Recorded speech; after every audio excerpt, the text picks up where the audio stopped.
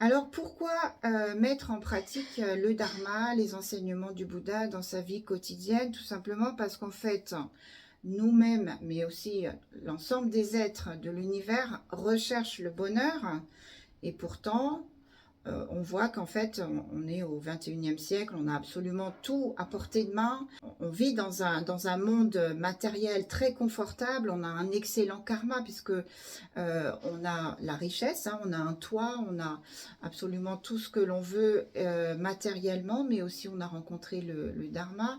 Mais pourtant, il y a encore des souffrances. Alors pourquoi est-ce qu'il y a des souffrances? Eh bien, tout simplement parce que quand on dit bonheur, eh bien, il faut penser que le bonheur, c'est pas quelque chose qu'on peut acheter dans un magasin.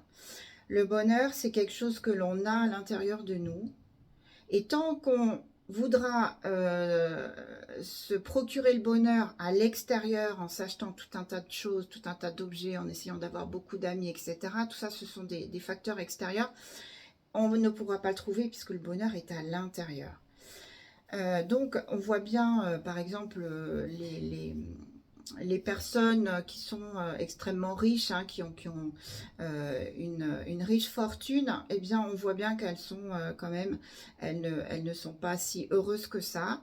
Elles ont des soucis supplémentaires, puisque quand on a une grosse fortune, on a des questions supplémentaires à se poser. Où est-ce que je vais placer mon argent? Comment je vais le faire fructifier? Est-ce que mes amis sont réellement sincères? Est-ce qu'ils ne sont pas là pour mon argent? Comment est-ce que je peux dépenser cet argent? J'en ai beaucoup, etc. Enfin, c'est des questions en plus. Et donc, du coup, c'est des tracas supplémentaires et forcément, ces tracas nous éloignent en fait, éloignent ces personnes de la sérénité en fait, parce qu'elles sont tellement centrées sur leur fortune que effectivement la recherche du bonheur intérieur, eh bien c'est pour elles, c'est même pas, elles n'en parlent même pas en fait. Donc voilà, toutes les richesses extérieures après lesquelles on court sans arrêt, elles sont destinées bien sûr à un bien-être physique dans cette vie-là, un, un confort matériel éphémère, mais en tout cas, ce ne sont pas des richesses qui vont nous permettre d'obtenir le bonheur. Seul le bonheur intérieur qui consiste en fait à développer des qualités intérieures, des qualités comme la compassion, l'esprit d'éveil, l'altruisme, la générosité, tout ça, ce sont des qualités qui mènent au bonheur. On a vu que quelqu'un qui était généreux était souvent souriant parce que quand on donne, on donne le sourire à une personne et donc en retour, on obtient du bonheur, on obtient de la joie. Et donc, voilà, les richesses extérieures, je répète, et encore une fois, sont vraiment éphémères. Elles sont limitées à une seule vie, elles sont limitées des fois à un seul instant. Donc voilà. Et en fait, on ne sera jamais satisfait tant qu'on sera penché sur les richesses extérieures. En fait, on a vu que les millionnaires, les milliardaires sont toujours à la recherche d'argent parce que, en fait, c'est comme une drogue.